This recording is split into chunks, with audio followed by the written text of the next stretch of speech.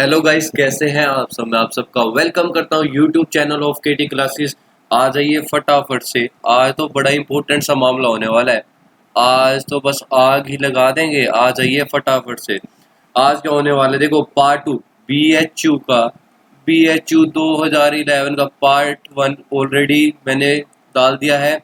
अभी तक जब तक आपने नहीं देखे आप पहले उससे देख के आइए। आज क्या हमें डिस्कस करना है, पार्ट 2 डिस्कस करना है, जो कि हमारे बचे हुए क्वेश्चन है। ऐसे हम पार्ट बाय पार्ट चलते रहेंगे और सारा का सारा BHU 2011 का क्वेश्चन क्या पेपर डिस्कस कर डालेंगे। तो सबसे पहले आपको क्या करना है, चैनल को क्या करना है, लाइक करना है, शेयर करना है, सब्सक्राइब तो करना ही है, बहुत जरूरी है। जितने भी आपके जैम के, नेट के, गेट के, BHU DU सारी की सारी तैयारी मैं कहा यहीं KT क्लासेस पर करवाऊंगा। लेकिन आपका सपोर्ट चाहिए पक्का यार। लाइक करके जाना, शेयर करना बहुत जरूरी है यार, ये इसके बिना काम ही नहीं बनेगा। सब्सक्राइब तो ओहो पूछो ही ना।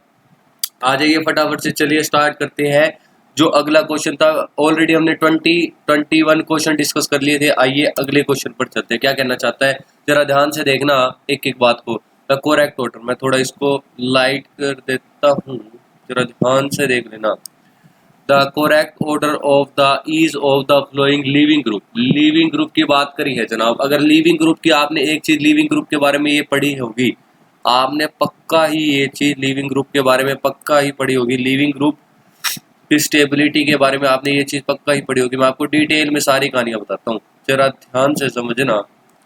अगर आप लिविंग ग्रुप की बात करते हो, अगर आप लिविंग ग्रुप की बात करते हो जनाब, अगर आप लिविंग ग्रुप की बात करते हो तो दो फैक्टर से लिविंग ग्रुप की स्टेबिलिटी बनाई जाती है।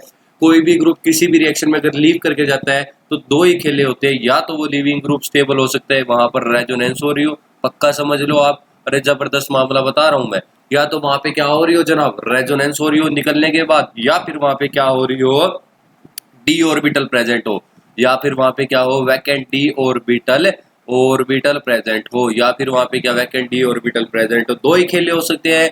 या तो वहां पे जनाब रेजोनेंस हो रही हो, रेजोनेंस हो रही हो, या फिर वहां पे क्या हो रहा हो जनाब, डी ऑर्बिटल। जिस तरह मान लीजिए NO2 नेगेटिव, NO नेगेटिव, क्या ये बेटर लिविंग ग्रुप है? क्या मैं कह सकता हूँ जनाब, जरा ध्यान से देखना। O नेगेटिव की इस ऑक्सीजन के डबल बॉन्ड के साथ क्या हो सकती है, रेजोनेंस हो सकती है। इसलिए हम कह सकते हैं ये क्या है, गुड लिविंग ग्रुप है। कैसा है बोल तो दो, गुड लिविंग ग्रुप है। अगर मैं डी ऑर्बिटल के एग्जांपल से आपको समझाऊं तो मान लीजिए आपके क्लोरीन, ब्रोमीन, आयोडीन, ये सारे के सारे क्या है, डी ऑर्बिटल प्रेजेंट है। यहाँ पे वैकेंट डी ऑर्बिटल प्रेजेंट है, उसके साथ अपने इलेक्ट्रॉन को ट्रांसफर करते हैं, एनर्जी फैक्टर इंक्रीज होता है। मतलब ट्रांसफर ऑफ एनर्जी इंक्रीज होता है कि कितनी पॉसिबिलिटी है इलेक्ट्रॉन को दूसरे ऑर्बिटल में जाने की, वो इंक्रीज हो जाते हैं, जिसकी वजह से वहां पे क्या आ जाती है, स्टेबिलिटी आ जाती है। तो दो फैक्टर बता दिए लिविंग ग्रुप के। आइए चेक करते हैं। यही कॉन्सेप्ट पिछले क्वेश्चन में लगाना है आपको, जरा ध्यान से देखना। बड़ी इंपॉर्टेंट सा मामला समझा रहा हूं मैं, जरा ध्यान से देखना। यह कहता है एक CF3 C double bond O O SSO negative, O negative. अब जरा ध्यान से देखना। एक तो यहाँ पे फ्लोरीन, सबसे पहले तो ये दोनों के साथ रेजोनेंस में जा रहा है। पहली बात तो ये सबसे पहले दोनों के साथ क्या, रेजोनेंस में जा रहा है। यही फैक्टर इसमें देखने को मिल रहा है, यही फैक्टर क्या थर्ड वाले ऑप्शन में मिल रहा है। यहाँ पर क्या दे रखा है, थर्ड वाले ऑप्शन से कंपेयर करता हूँ तो CH3S double bond O negative, यहाँ पे है भैया O नेगेटिव आपका। अब जरा ध्यान से देखना, यहाँ तक तो सारा मामला सेम है दोनों का, यहाँ पे भी सेम है, अरे यहाँ पर भी सेम है भैया, और यहाँ तक सेम है। लेकिन अगला ग्रुप को देखो, यहाँ पर CF3 लगा हुआ है, यहाँ पर क्या CH3 लगा हुआ है। और आप ही बताना, नेगेटिव चार्ज जब भी आएगा तो उसके साथ कैसा ग्रुप लगा होना चाहिए? अगर स्टेबिलिटी बढ़ानी है तो इलेक्ट्रॉन विड्रॉइंग ग्रुप लगा होना चाहिए। तो जरा बता देना, CH3 इलेक्ट्रॉन विड्रॉइंग ज्यादा है या CF3? अरे बोल तो दो, पक्का ही CF3 ज्यादा इलेक्ट्रॉन विड्रॉइंग ग्रुप है। तो नेगेटिव चार्ज की स्टेबिलिटी किसकी पक्का ज्यादा होगी? CF3 की। तो ऑप्शन देख लो, पहला फोर्थ, फिर थर्ड, और फिर फर्स्ट और सेकंड। तो ऑप्शन अपना कौन सा करेक्ट आ जाएगा? ए। वैसे तो इसी को देखते ही आप लगा सकते थे एग्जाम में, तो 10 सेकंड से ज्यादा का क्वेश्चन नहीं था ये। In SN2 reaction there is a, what will happen in the SN2 reaction. अगर आपने रिएक्शन मैकेनिज्म में अगर आपने SN2 रिएक्शन को पढ़ा होगा तो पक्का आपने समझा होगा कि SN2 में अगर स्टीरियो की चर्चाएं करें, अगर SN2 रिएक्शन में, जरा बताना जनाब, जरा बता देना, पक्का बताना। अगर SN2 रिएक्शन में मैं स्टीरियो की चर्चाएं करूं, अगर SN2 रिएक्शन में मैं स्टीरियो की चर्चाएं करूं तो वहां पे स्टीरियो क्या हो जाती है, इन्वर्ट हो जाते हैं। मान लीजिए मैं एक एग्जांपल से समझाता हूं। इनिशियली मान लीजिए कार्बन दे रखा है, यहाँ पर क्या इस साइड में ऐसी स्टीरियो घुमा रखी है, यहाँ पर H। After the SN2 mechanism what will happen guys, this will happen, this will happen guys. ये वाली स्टीरियो घूम के कहा, यहाँ ऐसे ऐसे ऐसे स्टीरियो घूम जाएगी ऐसे। जो पहले इस साइड थी वो स्टीरियो घूम के क्या इस साइड आ जाएगी। मतलब क्या होगा, यहाँ पर इन्वर्जन हो गया। क्या हो गया, यहाँ पर इन्वर्जन हो गया। तो SN2 रिएक्शन में क्या होता है, mostly inversion and little bit रेसिम, बहुत कम ही क्या होता है रेसिमाइजेशन। जनरली मोस्टली 99% क्या होती है, इन्वर्जन होता है। तो क्या आंसर आ जाएगा, सेकंड। अगले क्वेश्चन पर चलता हूँ। Number of the atom piperine. अगर आपको पाइपरीन का स्ट्रक्चर पता है तो जनाब आप इसका आंसर बता सकते हैं। जरा पाइपरीन के स्ट्रक्चर को देखना, बड़ा इंपॉर्टेंट सा मामला है। कितने कार्बन, पाइपरीन का अगर आपको स्ट्रक्चर नहीं मिल पता तो फिर आपकी कहानी फ्लॉप है, क्योंकि पाइपरीन के स्ट्रक्चर के बिना ये खेला हो ही नहीं सकता। This is your piperine. मैं आपको स्ट्रक्चर बता देता हूँ, आगे से ध्यान रखना अगर आपको अभी तक नहीं पता था तो। टोटल नंबर ऑफ कार्बन गिनने हैं जनाब, जरा ध्यान से देखना, जरा ध्यान से देख लेना। कितने कार्बन हो गए, आइए काउंटिंग करनी स्टार्ट करते हैं। 1 2 3 4 5 6 7 8 9 10 11 12 13 14 15 16 17। टोटल कार्बन कितने आ गए, 17। तो लगा दीजिए, पक्का लगा दीजिए, जबरदस्त मामला। कितने आ गए अपने, 17। Option C third is your correct option. अगला क्वेश्चन कहते हैं the Beckmann rearrangement the migration group. अगर आपने बैकमैन रीअरेंजमेंट थोड़ी सी भी पढ़ी होगी तो जरा ध्यान से देखना, मैं आपको खेला समझाता हूँ। यहाँ से सबस्ट्रेट, ये बैकमैन रीअरेंजमेंट है, ध्यान से देखना। बैकमैन रीअरेंजमेंट में आपको डिटेल में जाता हूँ, बैकमैन रीअरेंजमेंट की थोड़ा। What is your Beckmann rearrangement, जिससे थोड़ा छोटा इसको कर देते हैं। बैकमैन रीअरेंजमेंट में आपको बताता हूँ, बैकमैन रीअरेंजमेंट जरा ध्यान से समझ लेना एक एक चीज को। इनिशियली कहाँ से, मान लीजिए कीटो ले रखा है, this is your R dash. आपने क्या डाला, NH, आप डाल लीजिए, आप डाल लीजिए NH2OH, ये डाल लीजिए, कोई फर्क नहीं पड़ता। इसकी रिएक्शन क्या होगी, CR double bond NOH, this is your product. अब क्या होगा, अब यहाँ पर क्या रीअरेंजमेंट शुरू होगी। अब यहाँ पर क्या होगा जनाब, रीअरेंजमेंट शुरू होगी। अब यहाँ पर क्या होगा, rearrangement. What will happen guys, देखो रीअरेंजमेंट जरा ध्यान से देखना, जरा ध्यान से देखना। ये वाला, ये जो R ग्रुप है ना, R ग्रुप, ये जो R ग्रुप है ना, बड़ा जबरदस्त है। जरा ध्यान से देखना, ये R ग्रुप कहाँ पर आ जाता है, इस नाइट्रोजन पे, और ये OH घूम के कहाँ चला जाता है, इस वाले कार्बन पे। जरा इंपॉर्टेंट सा मामला है, बड़ा ध्यान से समझना बैकमैन रीअरेंजमेंट को।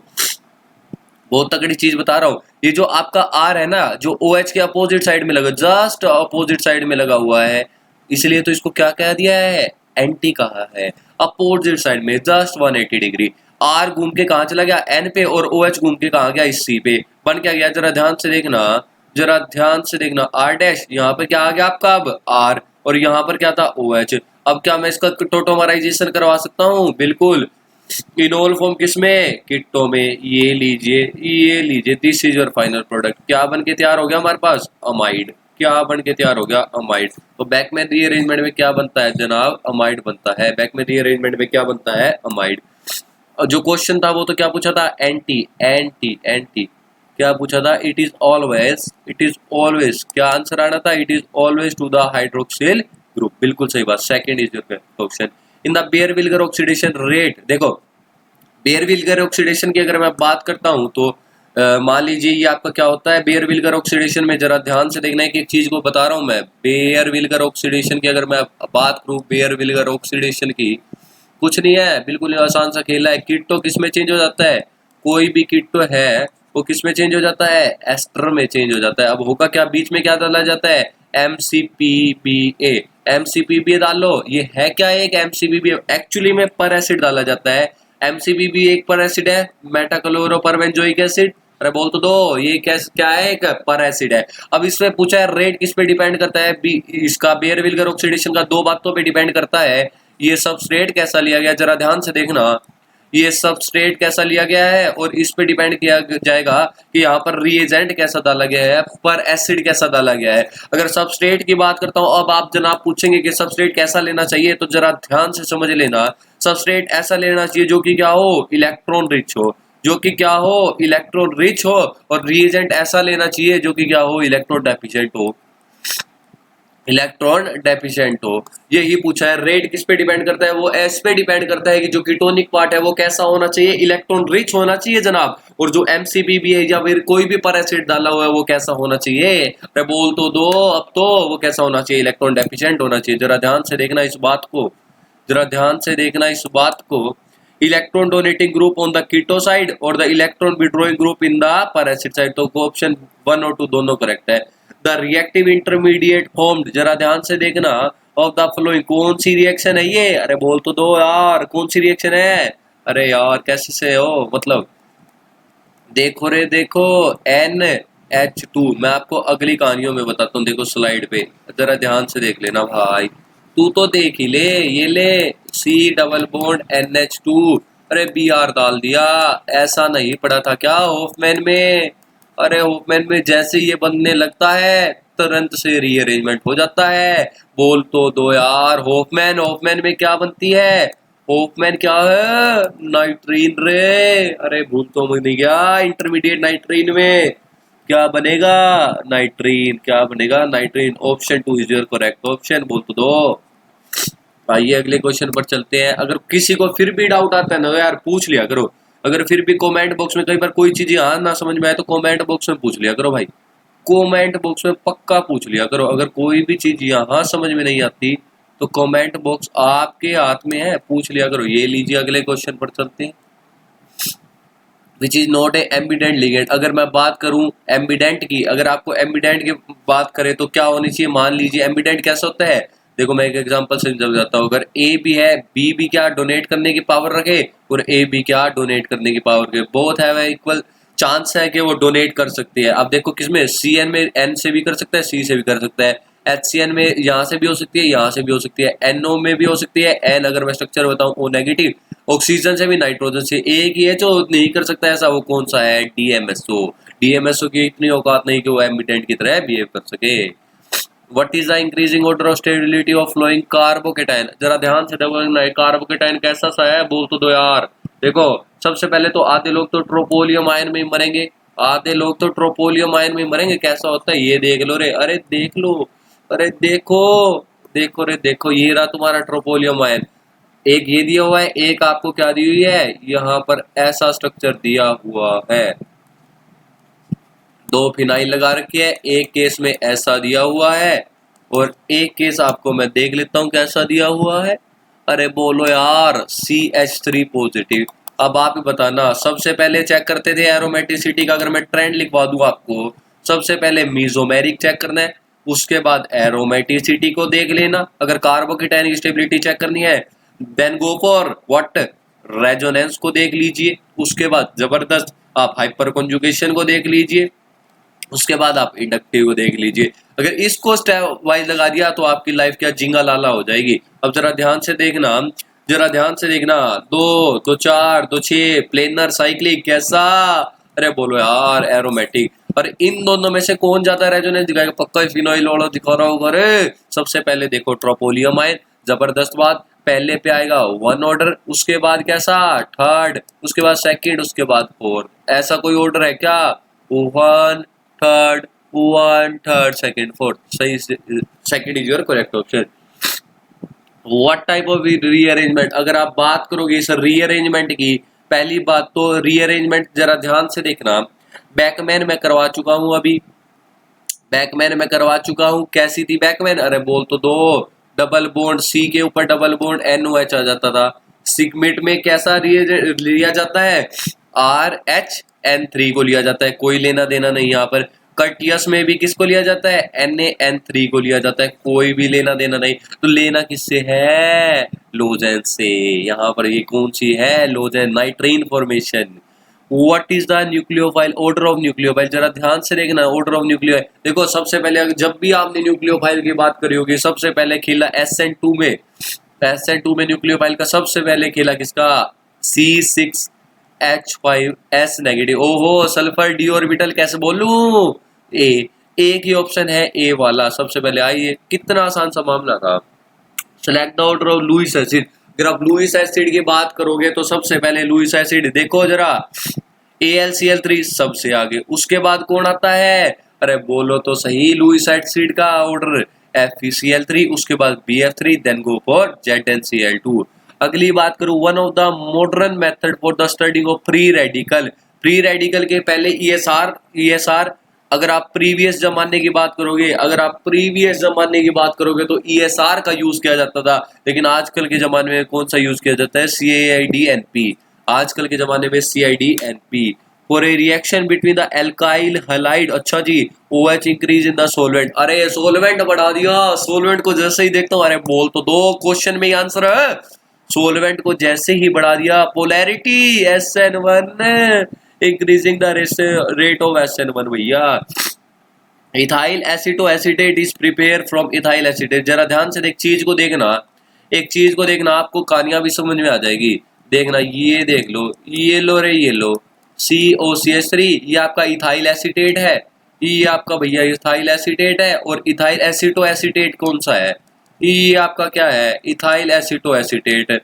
ये आपका क्या है? इथाइल एसिटोएसिटेट। अरे देख के ही पता लग रहा है, अरे बोलो यार, देख के ही पता लग रहा है कहाँ से बनेगी खेला।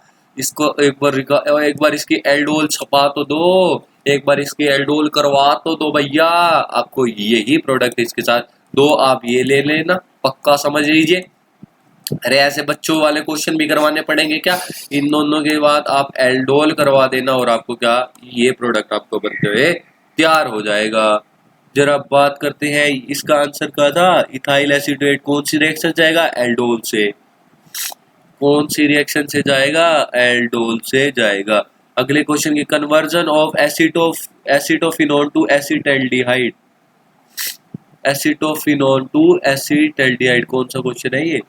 एसिटोफिनोन टू एसिटल्डिहाइड, ओके जी। अरे भाई अभी तो बताया। एसिटोफिनोन, जरा ध्यान से देख लेना। एसिटोफिनोन से क्या बनाना है? एसिटेनल्डिहाइड, C डबल बॉन्ड ONH। किस में बनता है? नाइट्रीन की एक ही रिएक्शन में, जिसमें क्या एसिटेनल्डिहाइड बनता है, अमाइड बनता है। और वो रिएक्शन कौन सी है भैया? Beckmann reaction. वो रिएक्शन कौन सी है भैया? Beckmann reaction. तो आपका आंसर कौन सा करेक्ट हो जाएगा? आपका जो आंसर कौन सा रिएक्ट हो जाएगा? Beckmann rearrangement.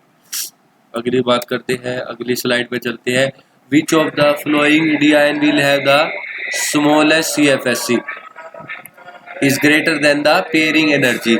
स्मॉलेस्ट, सबसे स्मॉलेस्ट CFSC किसकी होगी? जरा ध्यान से बताना।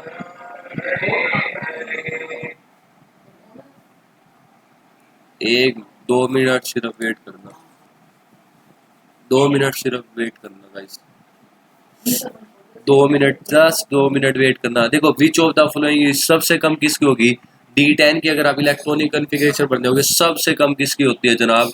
D10 की होती है। D10 की अगर आप D10 को फील्ड कर लेना, इसकी CFSC क्या 0 निकल जाती है CFSC। तो सबसे स्मॉलेस्ट किसकी होगी इनमें से? D10 की। अगली कहता है, during the excessive physical stress like running the body make A which react with water to form is conjugate ion B in turn lower the pH। देखो, मसल में जब भी आप भागते हो तो मसल में क्या बनना शुरू हो, जिसकी वजह से आपको थकावट शुरू हो जाती है। तो जो बायो वाले थोड़े से बायो से रिलेटेड था, या फिर आपकी जो बायो इनऑर्गेनिक होते हैं उससे रिलेटेड, सबसे पहले कौन सा बनता है? लैक्टिक एसिड, जिसकी वजह से आपको पेन शुरू हो जाता है। और जो आयंस में रहते हैं वो कौन सा बनाते हैं? Hydronium ion.